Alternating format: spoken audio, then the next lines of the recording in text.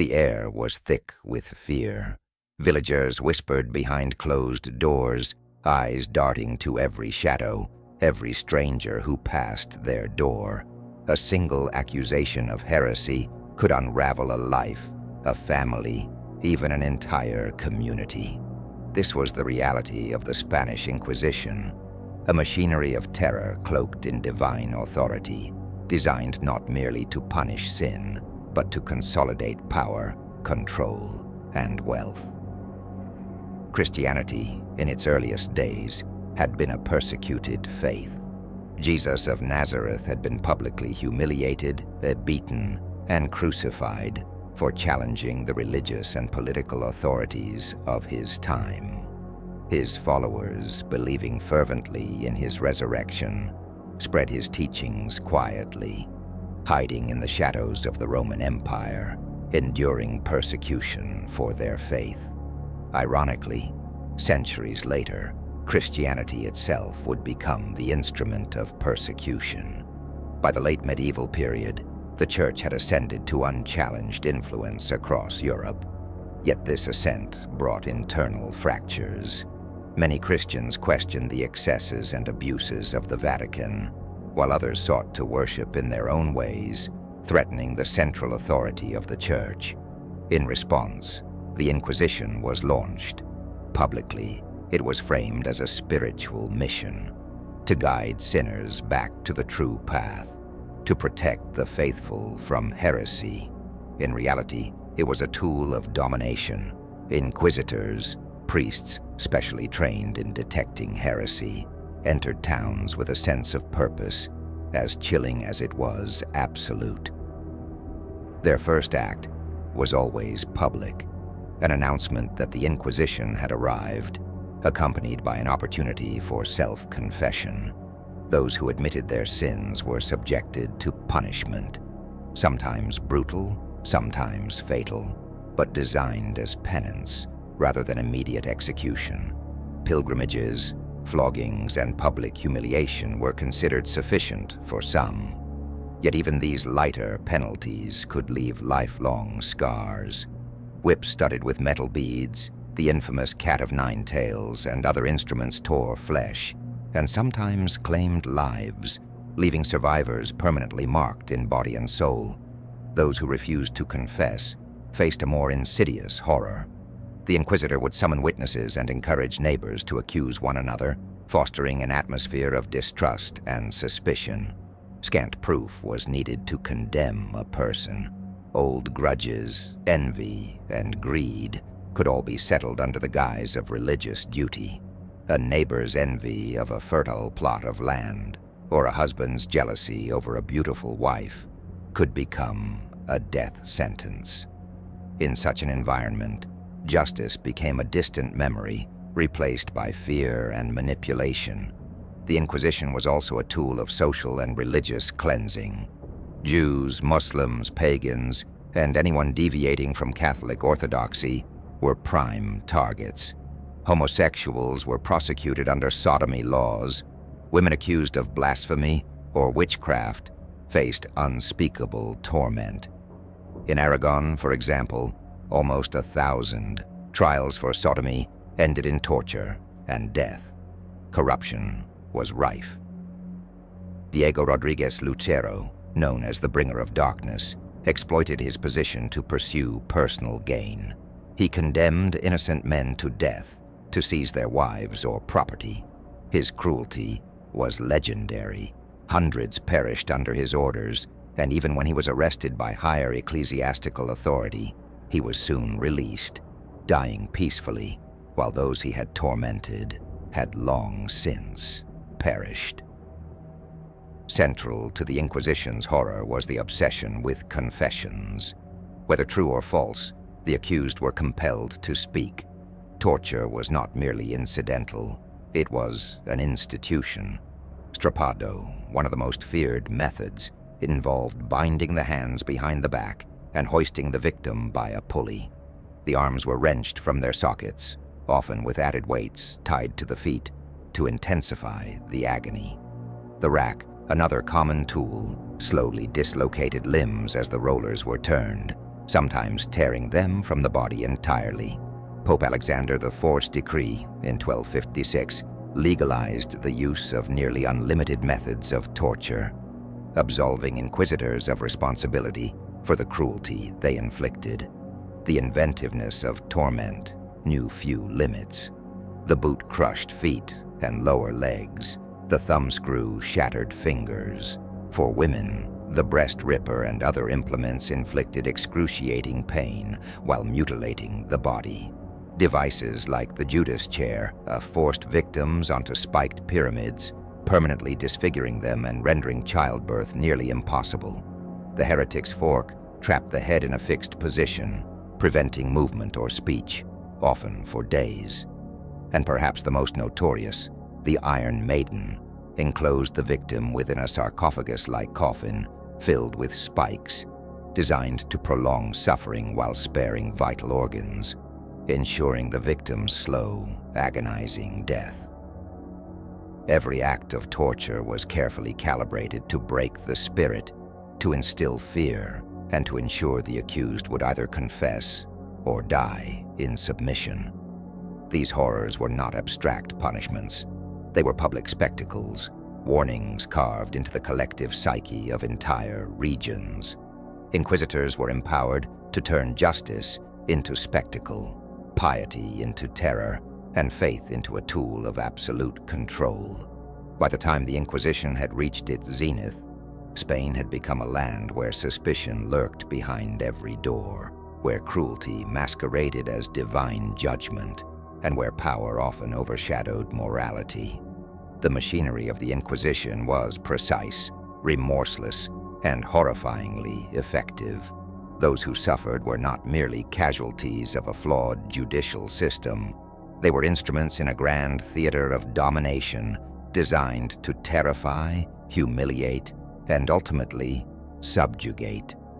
And yet, despite the horror, one cannot help but wonder, what drives a human institution to claim moral righteousness while committing acts of almost unimaginable cruelty? The story of the Spanish Inquisition begins here, in the tension between faith and fear, between piety and power, a tension that would only deepen in the chapters to come.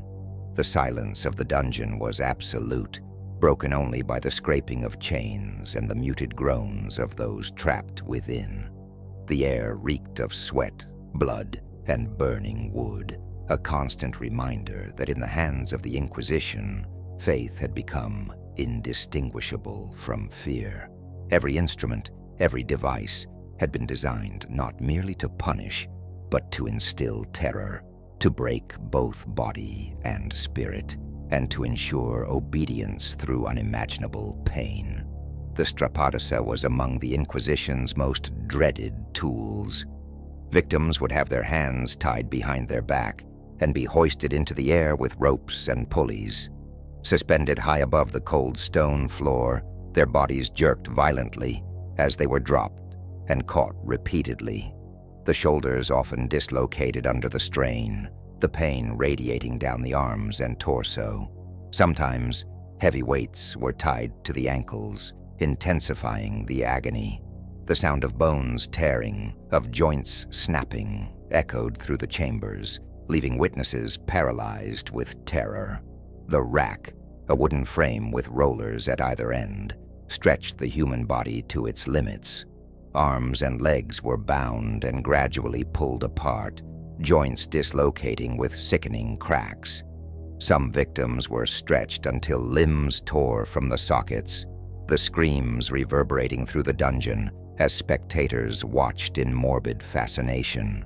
Even when mutilation was technically forbidden, Pope Alexander IV's decree of 1256 gave inquisitors license to invent new horrors, absolving them of responsibility for whatever torment they inflicted. Creativity in cruelty was thus institutionalized, encouraged under the guise of pious duty. Other instruments of terror were equally brutal. The boot encased a victim's foot in a wooden frame, tightened slowly until bones shattered beneath the relentless pressure. The thumbscrew compressed fingers until bones splintered, and the breast ripper, wielded against women accused of heresy or witchcraft, seared flesh and tore tissue in a grotesque parody of punishment.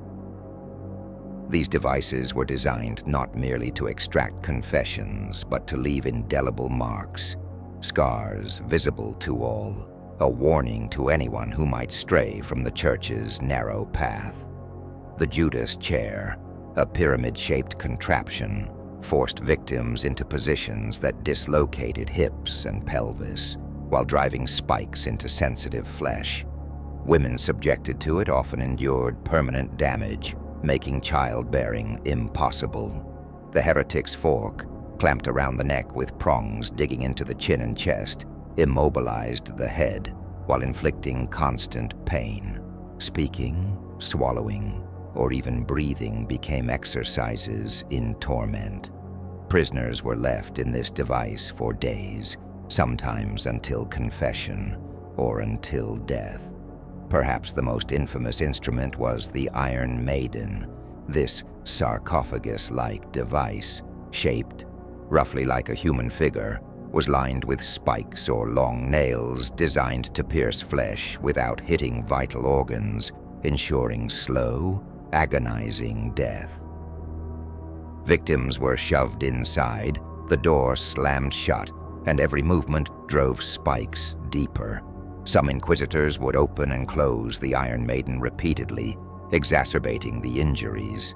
Its symbolic design, often featuring the figure of the Virgin Mary on the exterior, claimed to transform the victim's suffering into divine absolution, a cruel mockery of mercy. Torture was never purely mechanical. It was psychological as well. Accusations alone could shatter families and communities. Neighbors were encouraged to betray one another, turning private envy and vengeance into sanctioned instruments of punishment. Diego Rodríguez Lucero, operating in Seville from 1499 to 1506, exemplified this corruption. He condemned innocent men to death to seize their wives or property, while those under his authority endured endless torment. Lucero's actions were so extreme that the Marquis of Córdoba eventually attacked his prison, freeing its captives. Yet even then, justice was fleeting. Lucero escaped, and the church, unable or unwilling to punish one of its own fully, allowed him to die peacefully. Confessions were the ultimate goal, truth secondary. Inquisitors sought to manipulate every physical and mental vulnerability. Every device, every scream, every moment of despair was calibrated to break the human will. Even the presence of torture instruments in the town square served as a warning. Disobedience could lead to unimaginable suffering. The Inquisition's tools were extensions of its ideology, unyielding, absolute, and terrifyingly effective. The horror was not limited to individuals. Families were torn apart, entire communities destabilized, property seized, and social bonds fractured. The Inquisition operated as both judge and executioner, preying on human weakness, greed, and fear. From strappado to Iron Maiden, from public whippings to secretive dungeon torments, the machinery of the Spanish Inquisition was designed to make obedience a survival instinct rather than a matter of faith. By the end of the 16th century, tales of torture and execution had spread across Europe, embedding themselves in the collective imagination. Survivors bore physical scars, yes, but the psychological terror inflicted upon towns, families, and the faithful echoed for generations. The Inquisition was more than a religious tribunal. It was a theater of cruelty, a testament to the depths of human capacity for suffering when piety, power, and vengeance intertwine. And yet, even as victims screamed and bones shattered, the machinery continued to turn, relentless and unmoved by morality or conscience. The Spanish Inquisition had perfected the art of fear, but fear, as history would show, could be wielded in ways even darker than mere instruments of torture. The next chapter will explore the faces behind the terror. The inquisitors themselves, their personal corruption, their obsessions, and the human cost of their unbridled power. Power, when unrestrained, breeds cruelty. The Spanish Inquisition was not merely a system of law or religion. It was a stage upon which human ambition, obsession, and greed were performed with terrifying consequences. The inquisitors themselves were instruments of terror, wielding spiritual authority as a weapon, often guided by personal vendettas and desires rather than any divine mandate. Diego Rodríguez Lucero, one of the most infamous inquisitors of his era, earned the grim title, the Bringer of Darkness. Operating in Seville from 1499 to 1506, Lucero turned the machinery of the Inquisition into a personal instrument of gain. He condemned innocent men to burn at the stake, to seize their wives or properties, sending entire families into flames for the sake of his lust or greed.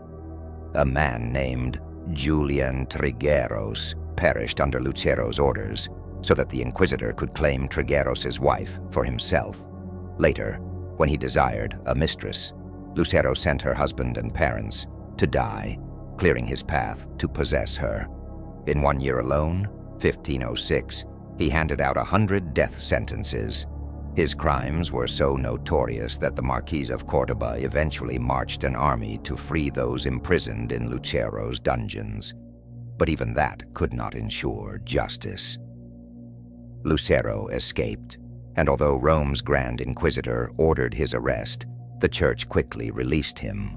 Lucero would die peacefully in Seville, a man unpunished for his decades of terror.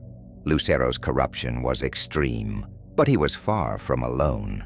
The Inquisition created conditions where personal vendettas could be executed under the guise of piety. A neighbor's jealousy, a rival's envy, or a spurned lover's revenge could all be cloaked in religious legitimacy. Accusations required little evidence. Fear, intimidation, and torture often ensured convictions, and the accused rarely survived to tell the truth. In many cases, the Church itself reaped the spoils, seized property, wealth, and lands of those condemned, especially Jews, Muslims, and other minorities, fueled both the coffers of the state and the ambitions of the inquisitors. Yet corruption was not only material, it was moral. Inquisitors often displayed an almost perverse creativity in punishment, delighting in prolonging suffering or enhancing humiliation. Their obsession with confessions meant that truth was irrelevant. Innocent men, women, and children were crushed beneath the machinery of fear, their lives transformed into instruments to reinforce the Church's authority. Personal gain, desire, and cruelty intertwined seamlessly with religious ideology, creating a bureaucracy of suffering that was virtually impossible to escape. Even the highest ranks of the Church often turned a blind eye. Lucero's release by the Grand Inquisitor in Rome illustrates the limits of accountability when the institution itself was complicit. Justice for victims was rare, and moral outrage seldom translated into action. The machinery of the Inquisition operated with terrifying efficiency, and when that efficiency was combined with the unchecked ambitions of men like Lucero, the results were catastrophic. But not all inquisitors were driven solely by greed. Some were consumed by a zealotry so intense it became indistinguishable from madness. They saw themselves as instruments of divine justice, and in their minds, every act of torture was a sacred duty. The line between spiritual mission and sadistic cruelty blurred, producing men who were both devout and monstrous. They became arbiters of life and death, wielding the power to destroy entire families for the sake of perceived orthodoxy. The victims, of course, were left to bear the consequences. Entire communities were destabilized as fear spread like wildfire. Families were torn apart, children orphaned, and social bonds eroded. Those who survived bore not only physical scars, but also psychological wounds, trauma that echoed across generations. Towns lived under the shadow of accusation, where suspicion became habitual and self-preservation often demanded complicity. Yet even amidst this darkness, subtle forms of resistance emerged. Some refused to betray their neighbors, choosing death over complicity. Others hid their faith, their identity, or their beliefs, navigating a world where a single misstep could be fatal. These acts of quiet defiance, though often unnoticed, underscored a human resilience that persisted even in the face of systematic terror. By the end of the 16th century, the Spanish Inquisition had become synonymous with horror, not merely for its tortures, but for the human corruption it revealed. It was a system where moral authority was inverted, where those entrusted with guiding souls became instruments of cruelty, and where ambition, envy, and fear dictated the fates of thousands. The Inquisition's legacy was not only in the bodies it destroyed, but in the ethical void it exposed. A society in which faith could be weaponized, and the most sacred principles turned into tools of oppression. And yet, the machinery continued. Even as individual inquisitors passed into history, the system they operated within endured for centuries, adapting and evolving, each iteration leaving new scars upon Spain and its people. The next chapter will explore the victims themselves, the lives shattered, the families broken, and the enduring human toll of an institution that claimed to act in the name of God, yet thrived on fear, corruption, and death. In the villages and cities of Spain, the shadow of the Inquisition fell upon every street, every household.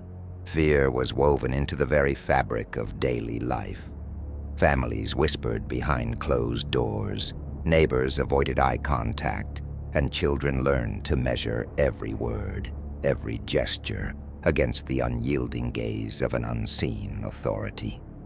For those accused, life became a descent into unimaginable horror, whether they were guilty of heresy or innocent of all wrongdoing. The victims were as diverse as Spain itself. Jews, Muslims, and converted Christians, often accused of secretly practicing their former faiths, were prime targets. Yet the Inquisition extended beyond religious boundaries. Homosexuals, women accused of witchcraft, political rivals, and anyone who provoked jealousy or envy could find themselves condemned. Once accused, the machinery of the Inquisition set in motion a chain of suffering that was virtually impossible to escape. Imagine the plight of a man accused of heresy. He would be summoned to the local tribunal, often blindfolded, unsure of the charges against him. He might encounter an inquisitor whose expression was a mask of divine purpose, but whose heart could harbor personal motives of envy, lust, or greed. The first interrogations were designed to break him mentally. Hours, days, or even weeks of questioning, threats, and intimidation. Each refusal, each tremor of fear, fed the inquisitor's belief in the accused's guilt. Then came the instruments of torture. The strappado would tear at his shoulders, the rack would stretch his limbs to the breaking point, and the boot would crush his feet, bones shattering under the relentless pressure. Each scream, each sob, each plea for mercy became part of the inquisitor's calculus, a tool to extract confession, regardless of truth. Confessions were rarely voluntary. They were forced, wrung from bodies and minds under the most excruciating circumstances. Even those who confessed often faced further punishment, their admissions merely pretexts to assert control or seize property. Women endured horrors that were uniquely cruel. The breast ripper, the Judas chair, and other implements inflicted pain that would leave permanent scars, both physical and psychological. Some were rendered infertile, their capacity to bear children destroyed as an unspoken extension of their punishment. The Iron Maiden and Heretic's fork were not merely instruments of execution. They were symbols of power, designed to demonstrate that disobedience, whether of faith or of the Inquisitor's will, would be met with unrelenting torment. Entire families were caught in the Inquisition's web. Husbands, wives, children, and parents were accused, interrogated, and tortured, sometimes simultaneously. The betrayal of a neighbor or relative, whether motivated by fears, greed, or vengeance, could trigger a cascade of suffering that destroyed households. Assets were seized, homes confiscated, and communities destabilized. Survivors were left to navigate a world where trust was impossible, where every interaction carried the threat of denunciation. Even those who escaped death were haunted by the ordeal. Scars, mutilations, and chronic pain were daily reminders of the Inquisition's cruelty. Psychological trauma persisted for years, often affecting multiple generations. Families hid their faith, altered their identities, or fled to other regions in search of safety. Children grew up under the shadow of terror, learning that survival often required complicity or silence. Entire regions experienced depopulation, both from executions and from exile, leaving cultural and economic scars that lasted long after the Inquisitors had moved on. Yet amidst this darkness, human resilience emerged. Some victims resisted in subtle ways, preserving knowledge of their faith in secret, documenting abuses, or assisting others in escaping persecution. These acts of quiet defiance were dangerous, yet they embodied a determination to survive spiritually and morally in a world designed to break both. The Spanish Inquisition's legacy, however, extended beyond individual suffering. It reshaped society, embedding fear, suspicion, and obedience into the social fabric. The Church's power grew, but at the cost of moral authority and public trust. Communities were fractured, cultural diversity diminished, and a climate of mistrust endured long after the Inquisition's peak. In the end, the Inquisition was not merely an institution of justice or piety. It was a mechanism of control, terror, and societal transformation, leaving scars on both body and culture that would endure for centuries. As history reveals, the victims were not only those who perished beneath the instruments of torture, but all who lived in a society suffused with fear, suspicion, and oppression. Their lives, their suffering, and their resilience bear witness to one of the darkest chapters in European history. And yet, even as we recount these horrors, the question remains: how did human ambition, corruption, and zealotry combine to create a system so brutal? And could such extremes ever emerge again? The next chapter will explore the broader consequences of the Inquisition, including the social, economic, and cultural upheaval it caused, and how its shadow extended far beyond Spain's borders. The fires of the Spanish Inquisition burned long after the last victim had perished. Its shadow stretched across Spain and beyond, leaving marks not only on the bodies of the tortured, but on the very fabric of society. The terror that once silenced entire towns evolved into a pervasive culture of fear, suspicion, and conformity, a legacy that would echo through centuries. Economically, the Inquisition reshaped communities. The confiscation of property from Jews, Muslims, and other accused heretics enriched both the church and the state, but it also destabilized local economies. Skilled artisans, merchants, and landowners were executed, exiled, or forced into secrecy. Towns lost the knowledge, labor, and trade networks these individuals had sustained, creating pockets of stagnation and decline. Fear, after all, does not merely kill bodies, it kills initiative, creativity, and enterprise. Communities became cautious, inward-looking, and reluctant to embrace innovation, constrained by the omnipresent threat of denunciation and punishment. Culturally, the Inquisition left a scar on Spain's diversity. The expulsion of Jews in 1492 and Muslims in the early 16th century eliminated centuries of cultural, religious, and intellectual contributions. Libraries, schools, and centers of scholarship were lost, erasing knowledge and heritage that could have enriched European culture. Languages, traditions, and culinary practices disappeared or were forcibly assimilated. The Inquisition was not merely an instrument of religious conformity, it was a weapon of cultural homogenization, leaving Spain less vibrant, less plural, and more rigidly orthodox. The psychological impact was equally profound. Generations grew up in a society where accusation could strike anyone, where loyalty to the church was inseparable from survival.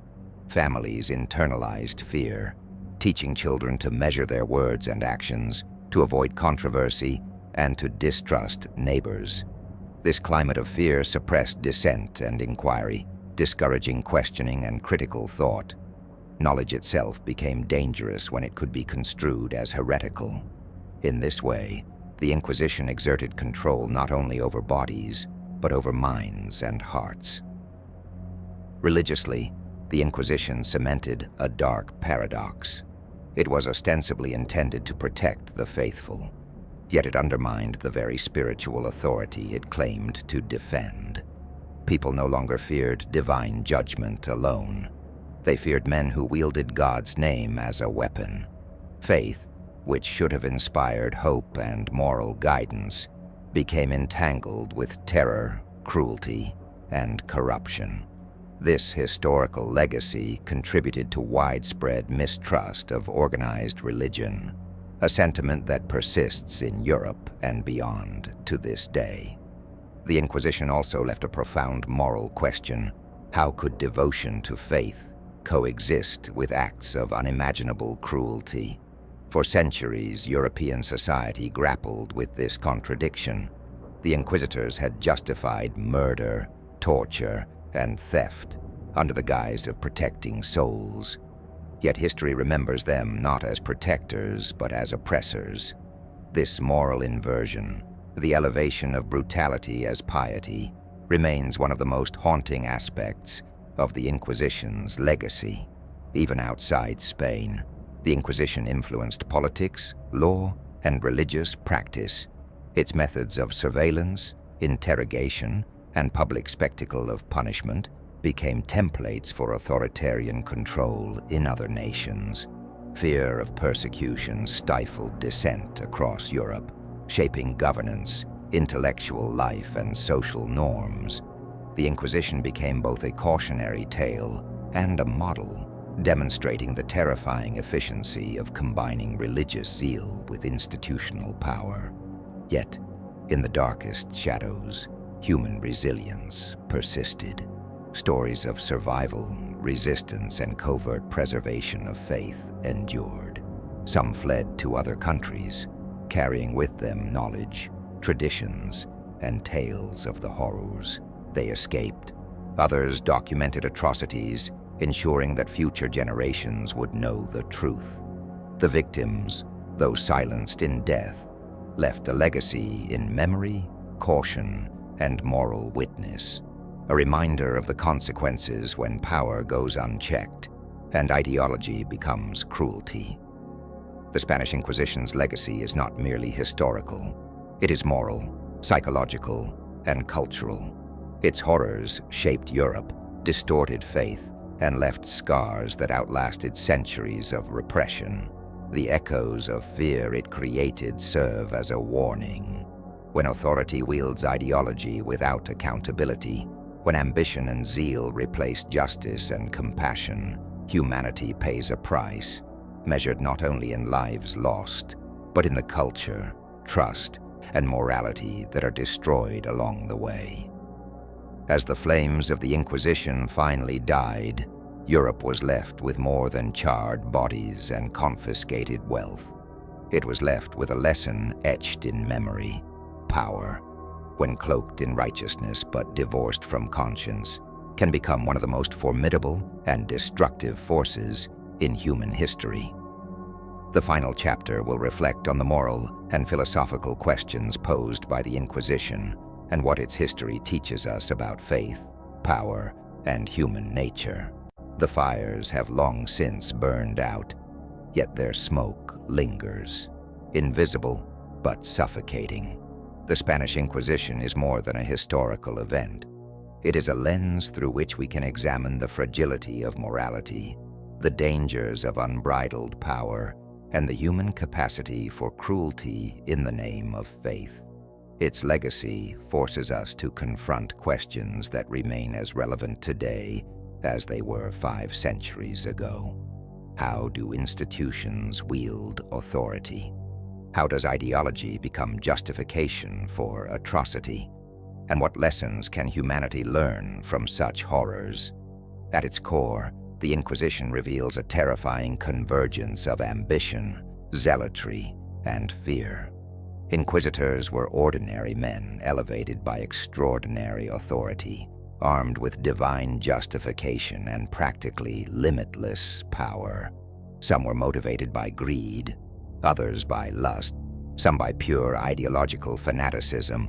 The results were the same: lives shattered, families destroyed, communities terrorized, and society molded into obedience through fear. The methods: strappado, the rack, the Iron Maiden, and countless other instruments of torture, were tools. But the real engine of horror was human choice. Cruelty was deliberate, calculated, and systemic. Yet within the darkness, threads of humanity persisted. Victims resisted in ways both small and profound. Some maintained their faith quietly, refusing to betray their neighbors even under threat of death. Others documented atrocities, preserving the truth for generations to come.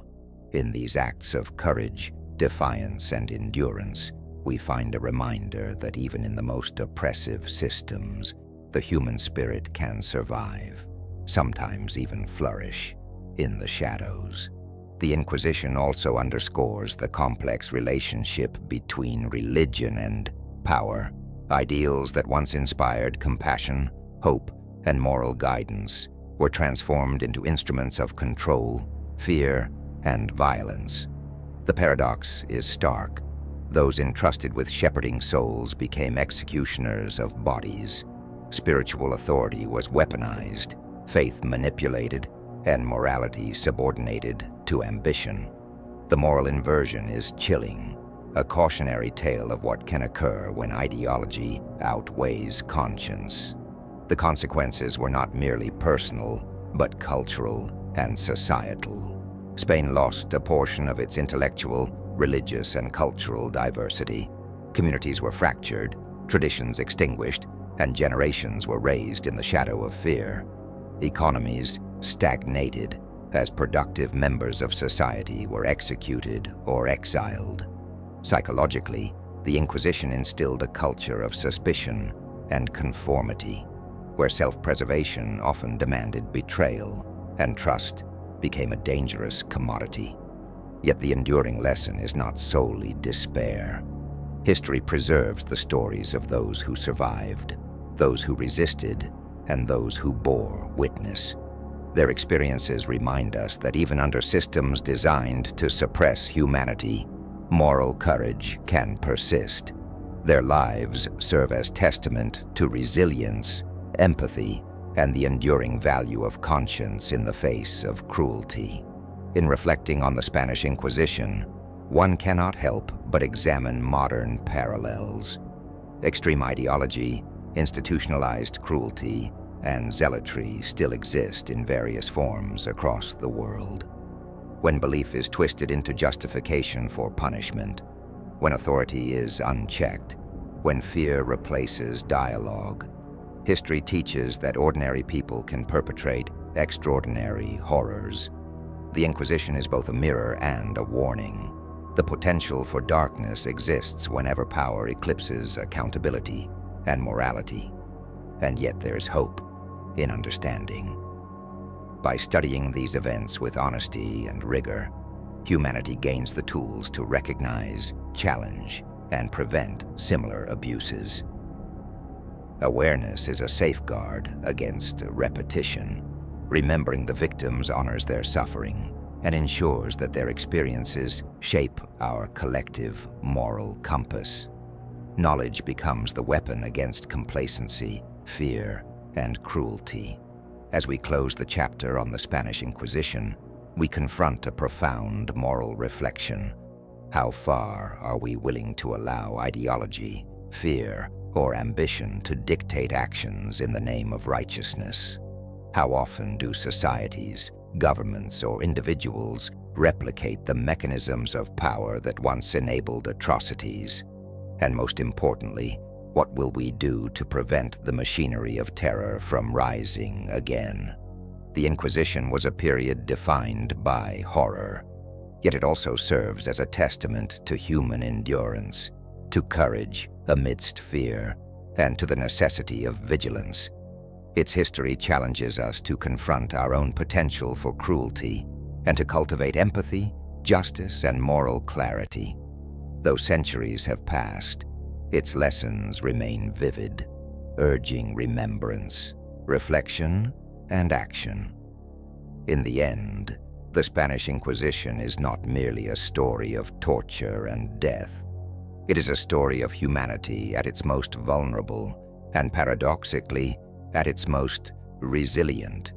Its shadows are long, but through understanding and reflection, the light of conscience, morality, and empathy can endure. The question remains for all who hear its story.